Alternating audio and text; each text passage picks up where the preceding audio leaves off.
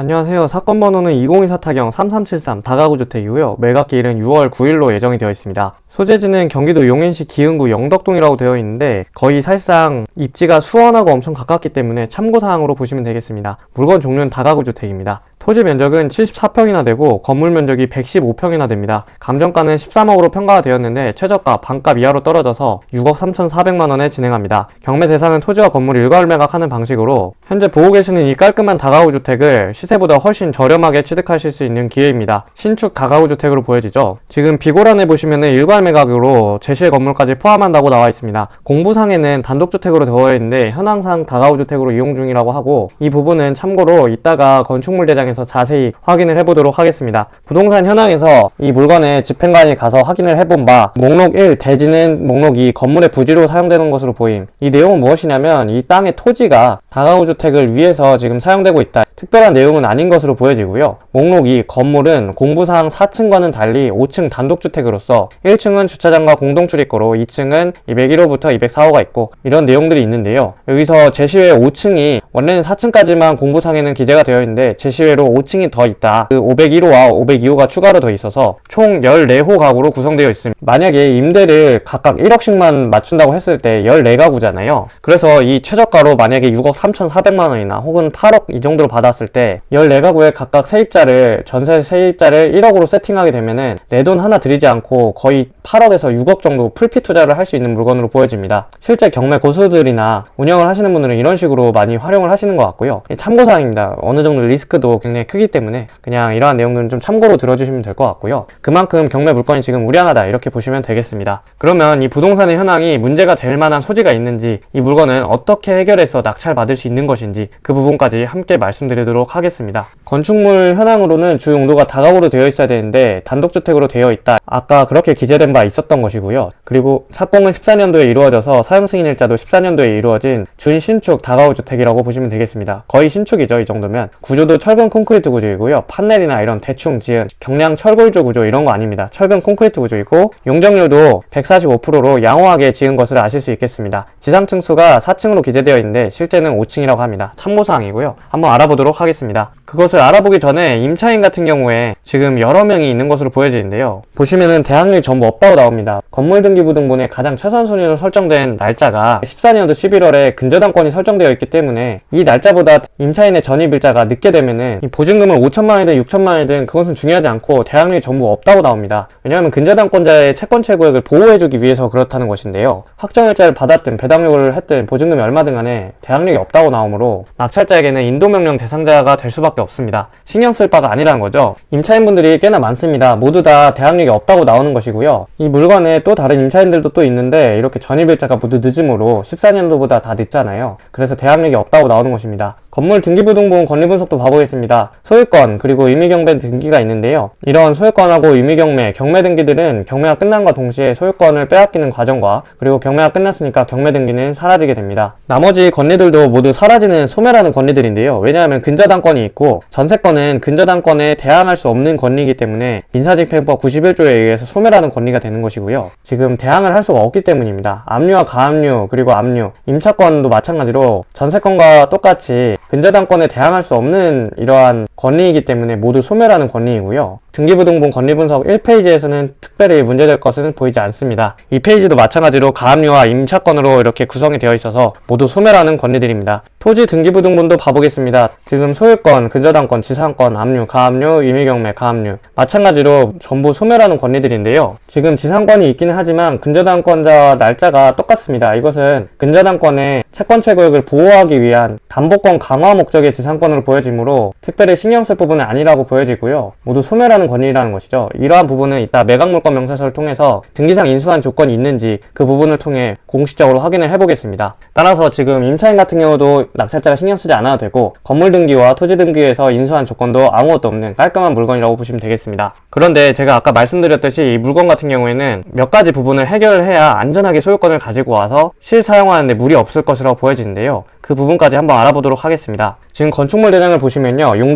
주 용도가 지금 단독주택이라고 되어 있습니다. 그리고 지상층수가 총 4층이라고 기재되어 있는데요, 아까 말씀드린 바와 같이 이 집행관이 가셨을 때 물건을 조사를 해보니까 주 용도는 사실상 다가구 주택으로 이용이 되고 있었고, 층수가 지상 4층으로 기재되어 있지만 실제 사용은 5층으로 사용되고 있다, 이런 내용이 있었기 때문에 이러한 현황상에 좀 차이가 있다, 이런 내용으로 보여지고요. 따라서 이것을 확인하실 때는 기흥구청 건축과에다가 전화를 하셔가지고 불법 건축물로 혹시 등재될 여지가 있는지 이 부분을 문의하시면 되겠습니다. 만약에 담당자가 이 부분은 신경 안 쓰셔도 괜찮습니다, 이렇게 말씀하시면은 이제 아무것도 낙찰 받았을 때 소유권에 큰 제한사항이 없고 재산권 행사에도 큰 문제가 없으므로 낙찰 받으시면 되는 것이고, 만약에 불법 건축물에 좀 소재가 있다 그러면 이행강제금은 얼마쯤을 납부해야 되냐, 이런 부분을 문의하셔가지고 아직 매각 기일 6월 9일이기 때문에 시간이 많이 남았으므로 확인하셔서 해결하면 되겠죠. 전화하는 거 그렇게 어렵지 않습니다. 혹시나 도움이 안 된다고 하면은 이제 응답소나 이런 거 통해서 민원을 통해서 정식적으로 답변을 받는 것도 도움이 될 것으로 보여지고요. 왜냐하면 이 물건 자체가 시세 차익이 굉장히 큰 물건이기 때문이죠. 거의 13억에 육박하는 금액인데, 참고로 이게 감정평가서가 이루어진 기준 시점이 24년도 3월입니다.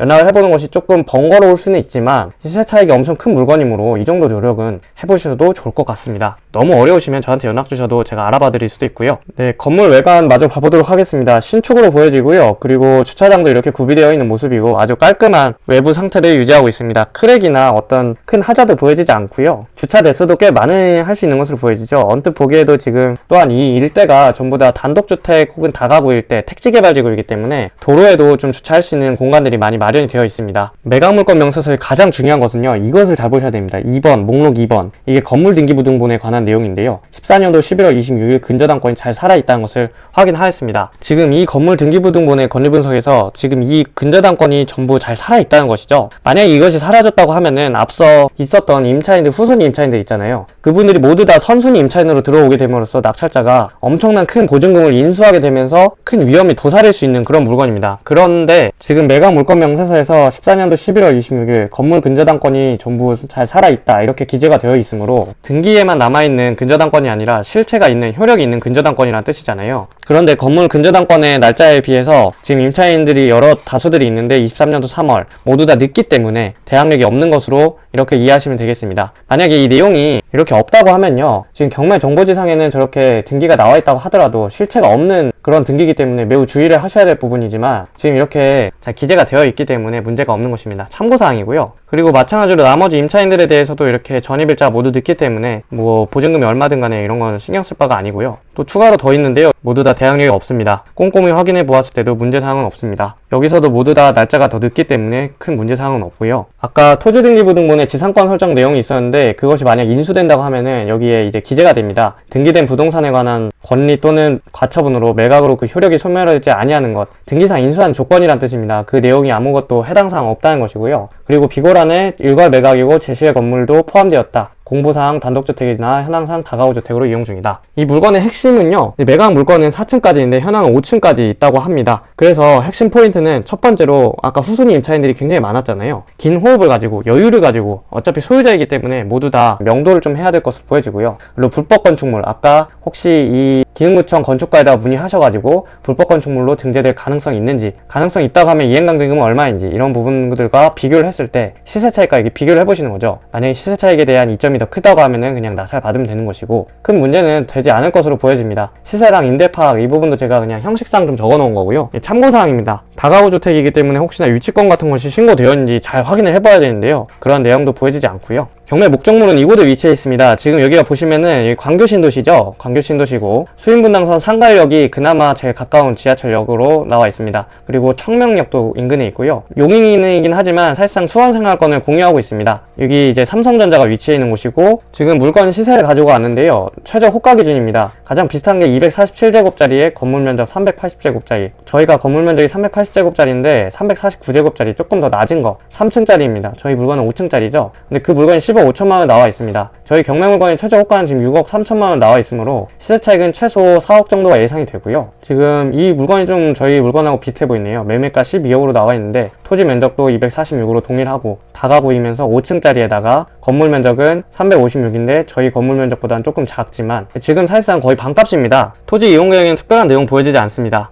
경매 요약도 봐보겠습니다. 기흥구 영덕동 생활권에 2번 유찰되었는데 반값입니다. 불법 건축물은 구청의 건축가에 한번 전화를 통해서 확인하시면 될 것 같고요. 시세 차익은 최소 4억이 예상됩니다. 인수하는 권리는 전혀 없고 다만 현장 조사는 필요해 보이겠습니다. 궁금하신 점 있으시면 아래로 편한 댓글 남겨주시거나 카카오톡 모임 남겨주세요. 감사합니다.